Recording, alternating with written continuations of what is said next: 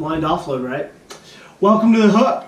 MLR news and notes for week 1 of Major League Rugby. Yeah, let's get into it. So, Friday night we had a scrimmage, well, not a scrimmage, but a preseason match during the bye week for the Utah Warriors. They ended up defeating the Prairie Wolf Pack a whole lot to nothing. I think Prairie scored 1 converted try. And it was like 72-7 or something going in. The game was called at 72 minutes following Josh Whippy getting injured. He suffered a compound fracture in the tri-zone. A bit rough. That sucks. Prayers and speedy recovery to Josh Whippy. Man, that guy is a very dangerous man on the pitch.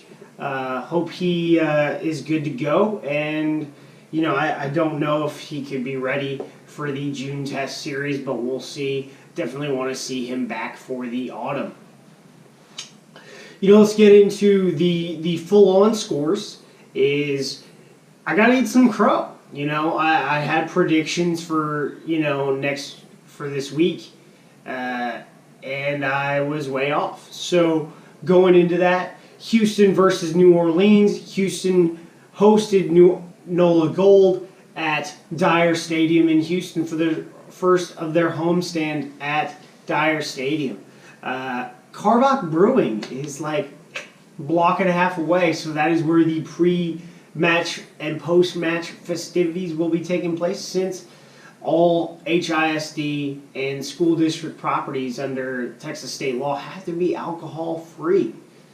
So there's a bunch of that going on. Well, as we've seen from Houston, they're starting to just crank out events. The weather, however, did not cooperate, so there was roughly about 2,000 people there. People are wondering, hey, how did you go from hosting, a club rugby record with, over 5,300 fans, your first preseason match of the year, and now you can't just get to 2,000? Well, here's the reality.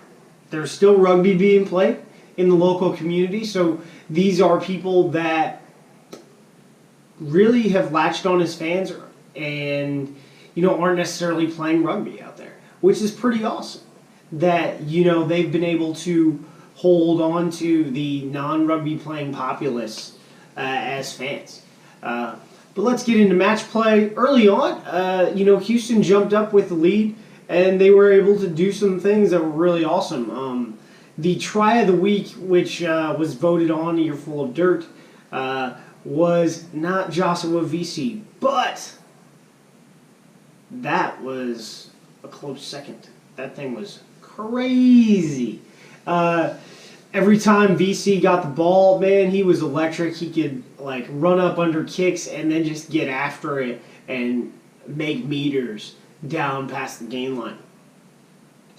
He ended up evading about 6 different gold defenders.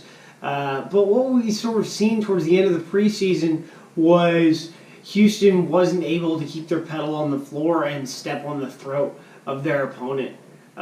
They committed multiple penalties that allowed NOLA to, kick for sticks. NOLA wins by 9. Well, 9 of those points came from JPE lost boot for converting penalties. So there you go. If you don't commit those kind of penalties, you're probably leaving this match with a draw.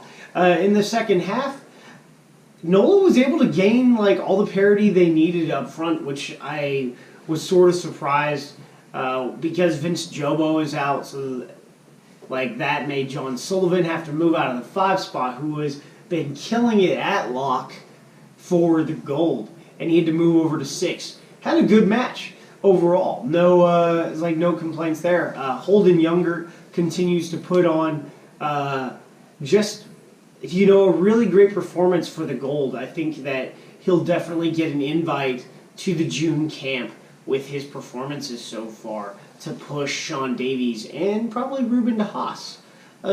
Just even whether it's to make them better or earn his first cap. I think I wanted to see him during the ARC, but it is what it is. Coach Osborne, he knows what he's talking about, I guess. He's very hyper confident in his team, and they went out and performed. So good for them.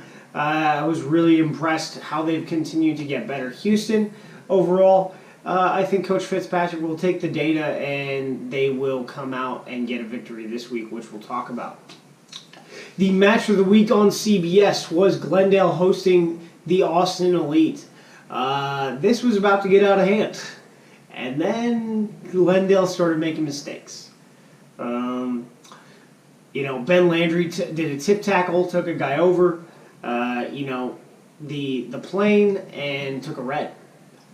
That was like a significant piece. At that point, Austin and Glendale were both at 14 men, and Austin was able to play well with 14 on 14, which was they were a bit struggling, to be honest, and they capitalized and they were able to play the game that they wanted to play. When they went on 15 on 15, you sort of thought that this thing was going to get interesting. It did get interesting. However, towards the end, when Glendale somehow finds themselves playing with 12 men on the pitch, Austin again starts making mistakes. What you did see, though, was their failure recovery systems come into place. Henko Hammerscheis, man, that guy's vision, that guy's ability to just hang out on the tram line and evade tackles and score tries is something to behold. Really great vision from that guy. He's able to tackle. But they need to adjust this week because they're going to run into some things that Houston is going to be able to do. Moving on to Seattle versus San Diego. This is where the big crow is, man. I had, credit to Phil Mack, William Rozleka, and all the old hands on this team. They knew what they were doing. They coached up the team after some drama and their head coach's visa not being approved. And I don't think this is a fluke. The roster has been built around the good scrummagers. The roster was basically built front row back. Yet their backs are talented. One of the cool things to see with Seattle was Will Holder, who had recently left captain's career course at Fort Sill to take his first major staff job in an operations shop in an FA battalion in Fort Lewis this year. So it will be interesting to see what his schedule is like once he takes command, but I think for the next 6 months, he'll be able to shine for the Seattle Seawolves in this 3-month window. He started at fly half, played very well. He is not a kicker usually, so you didn't see him kick. But as far as a ball distributor is, being a very physical type center body playing fly half, he's pretty good. I like to see him out there. That was a really good story, but the story of the match really wasn't Seattle's backs. They were able to capitalize on what Seattle was able to do to set up front, but the story of the match is that front row of Kellen Gordon, Raymondo Barkwill, and Tim Metcher just being outstanding and getting after it. Metcher is described as a mutant by the Seattle side.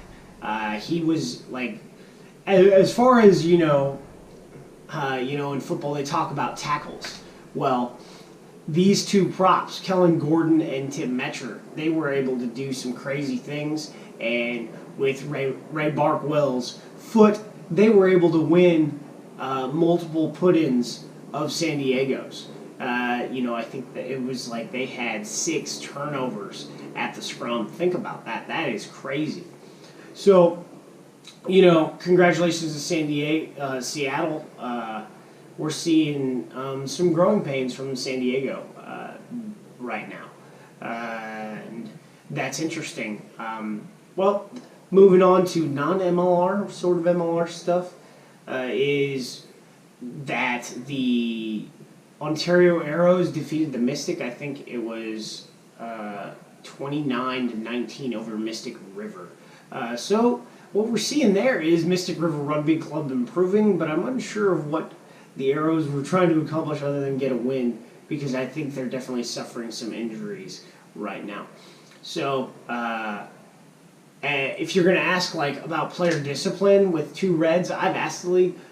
Currently, I don't know how they're going to do suspensions since the league season is so short. It's probably at most, I think, is going to be 2 games is going to be your high level of penalty, and they're going to be able to reduce those to 1. So I don't think we'll see Connor Cook or Ben Landry suit up for the Raptors this week. However, I only think based on the length of the season in this league, I don't think they're going to go harsh with 3-week bans for those 2 tip tackles. Who do I got this week? I've got, when I think about it, that really changes the dynamic for Glendale a little bit. I picked them on Monday to win by 5. I'm going to adjust that because there just can't be a way that Ben Landry and Connor Cook are going to suit up. I'm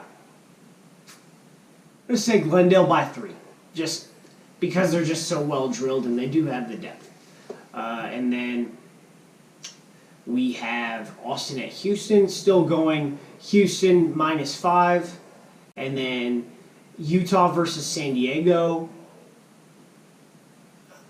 I think I like the physicality of Utah's backs better because they're both having scrummaging issues. And I think, Utah -10 against San Diego on Monday. I'm going to stick with that. And, that is your Major League Rugby news and notes after week 1.